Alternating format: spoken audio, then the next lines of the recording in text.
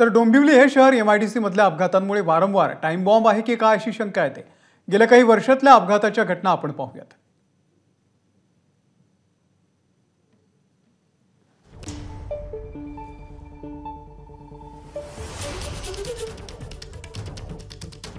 तर 26 मे 2016 रोजी डोंबिवली एमआयडीसी प्रोबेस कंपनीमध्ये स्फोट झाला। यामध्ये 12 जणांचा मृत्यू झाला होता, 200 जण जखमी झाले होते।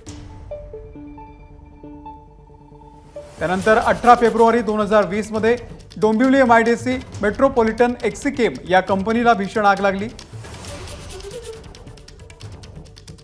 9 मार्च 2023 रोजी डोंबिवली एमआयडीसी प्राज टेक्सटाईल कंपनीला आणि त्यासोबतच रॅमसन या कंपनीला सुद्धा भीषण आग लागली।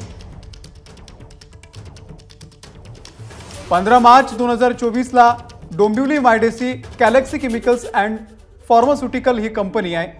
या कंपनीच्या केमिकलच्या स्फोटामध्ये एकाचा मृत्यू झाला होता।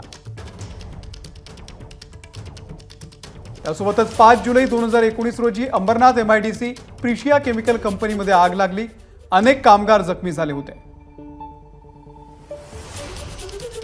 त्यानंतर 11 मार्च 2021 रोजी अंबरनाथ एमआयडीसी RK1 बिस्किट कंपनीला आग लागली।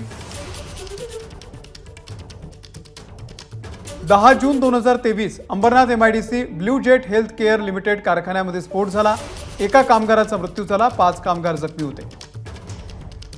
18 जानेवारी 2024 बदलापूर खरवई VK केमिकल कंपनीमध्ये स्फोट झाला, एका कामगाराचा मृत्यू झाला तर 4 कामगार जखमी होते। त्यानंतर 23 मे 2024 रोजी अमुदान कंपनीमध्ये भीषण स्फोट झाला, 19 कामगारांचा मृत्यू झालेला होता।